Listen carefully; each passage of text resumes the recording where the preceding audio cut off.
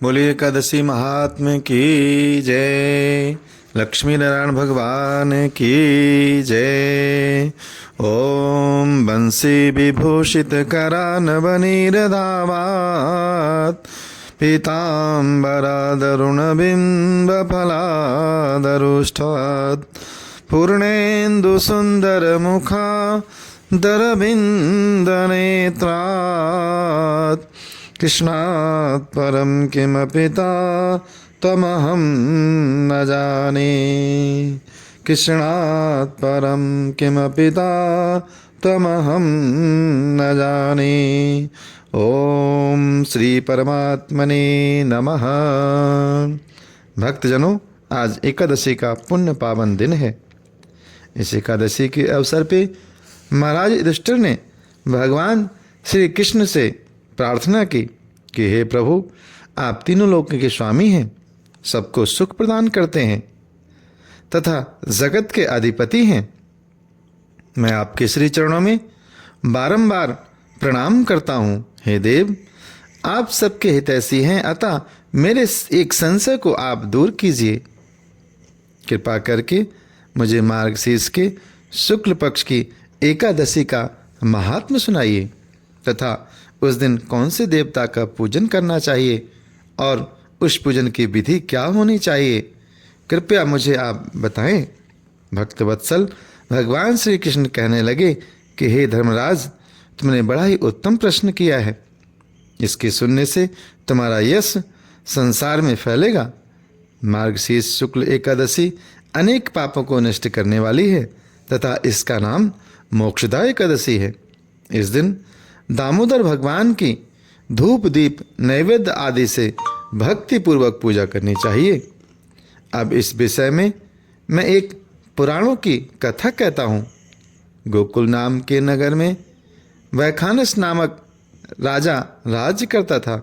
उसके राज्य में चारों वेदों के ज्ञाता ब्राह्मण रहते थे। वह राजा अपनी प्रजा का पुत्रवत पालन किया करता था। एक बार रात्रि में राजा ने एक स्वप्न देखा और उसने देखा कि उसके पिता नरक में हैं। ये देखकर राजा को बड़ा आश्चर्य हुआ। प्रातःकाल राजा ने अपने नगर के सभी विद्वत ब्राह्मणों को एकत्रित किया और अपने स्वप्न का समाचार कहा। उसने सभी विद्वानों से कहा कि हे विद्वतजनों, मैंने रात्रि को स्वप्न में अपने पिता की जो स्थिति देखी है, वो नरक में बड़ा कष्ट पा रहे हैं। उन्होंने मुझसे कहा है कि हे पुत्र, मैं नरक में पड़ा हूँ, यहाँ से तुम मुझे मुक्त कराओ। जब से मैंने ये वचन सुने हैं तब से मैं बहुत बेचैन हूँ। चित्त में मेरे बड़ी अशांति हो रही है। मुझे इस राज, धन, पुत्र, स्त्री, हाथी, घोड़े आदि में कुछ भी सुख प्रतीत नहीं होता। अब मैं क्या करूं? राजा ने कहा, हे ब्राह्मण देवताओं, इस दुख के कारण मेरा सारा शरीर तप रहा है। अब आप कृपा करके कोई ऐसा तप, दान, व्रत आदि उपाय बताएं जिससे मेरे पिता को मुक्ति प्राप्त हो जाए। उस पुत्र का जीवन व्यर्थ है जो अपने माता पिता का उद्धार न कर सके।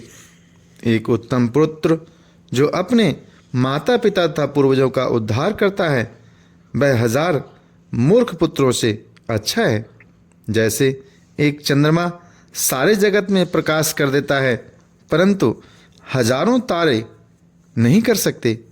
ब्राह्मणों ने कहा, हे राजन, यहाँ पास ही भूत भविष्य वर्तमान के ज्ञाता पर्वत मुनि का आश्रम है।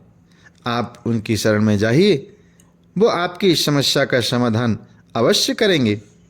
ब्राह्मणों की बात सुनकर राजा मुनि के आश्रम पर जाता है। उस आश्रम में अनेक शांत चित्त योगी मुनि तपस्या करते थे।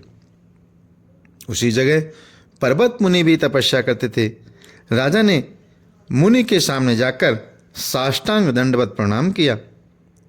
मुनि ने राजा से सांगोपांग कुशल पूछी। राजा ने कहा कि महाराज, आपकी कृपा से मेरे राज्य में सब कुशल है, लेकिन अकस्मात मेरे चित्त में अत्यंत अशांति होने लगी है। ऐसा सुनकर पर्वत मुनि ने अपनी आंखें बंद की और भूत विचारने लगे। उसके उपरांत वो कहते हैं, हे राजन, मैंने योग के बल से तुम्हारे पिता के कुकर्मों को जान लिया है। उन्होंने पूर्व जन्म में कामातुर होकर एक पत्नी को रश दी, किंतु सौत के कहने पर दूसरे पत्नी को ऋतुदान मांगने पर भी नहीं दिया। उसी पाप कर्म के कारण तुम्हारे पिता को नरक में जाना पड़ा है। तब राजा ने कहा, इसका कोई उपाय तो होगा। तब मुनि कहते हैं, हे राजन, आप मार्गशीर्ष एकादशी का व्रत करें और उस उपवास के पुण्य को अपने पिता को संकल्प कर दें। इसके प्रभाव से आपके पिता की अवश्य नरक से मुक्ति होगी। मुनि के वचन सुनकर राजा महल में आया और मुनि के कहने के अनुसार अपने कुटुंब सहित मोक्षदा एकादशी का व्रत किया। इसके उपवास का पुण्य उसने अपने पिता को अर्पण कर दिया। इसके प्रभाव से उसके पिता को मुक्ति प्राप्त हुई और स्वर्ग में जाते हुए वे अपने पुत्र से कहते हैं, हे पुत्र, तेरा कल्याण हो। यह कहकर वो स्वर्ग को चले गए। मोक्षदा एकादशी का व्रत मार्गशीर्ष महीने के शुक्ल पक्ष में आता है। इस व्रत को करने से समस्त प्रकार के पाप नष्ट हो जाते हैं, अंत में मोक्ष की प्राप्ति होती है। इसीलिए इसे मोक्षदा एकादशी कहते हैं। आज के दिन गीता जयंती भी है। आज के दिन ही भगवान श्री कृष्ण ने अर्जुन को गीता का उपदेश दिया था। इसीलिए इसे गीता जयंती के नाम से भी जाना जाता है। अतः आज गीता का पाठ अवश्य करना चाहिए और भगवान श्री कृष्ण का भजन और चिंतन करना चाहिए। जो मनुष्य इस प्रकार से एकादशी का व्रत करते हैं तथा गीता का पाठ करते हैं, उन्हें वाजपेयी यज्ञ के समान फल की प्राप्ति होती है। यह व्रत चिंतामणि की तरह समस्त प्रकार की मनोकामनाओं को पूर्ण करता है और अंत में भगवान के श्रीधाम की प्राप्ति कराता है। बोलिए लक्ष्मी नारायण भगवान की जय। बोलिए एकादशी महात्म की जय। श्रीमन्नारायण नारायण नारायण, श्रीमन्नारायण नारायण नारायण, भजमन नारायण नारायण नारायण, स्वामी नारायण नारायण नारायण। बोलिए लक्ष्मी नारायण भगवान की जय। एकादशी महात्म की जय।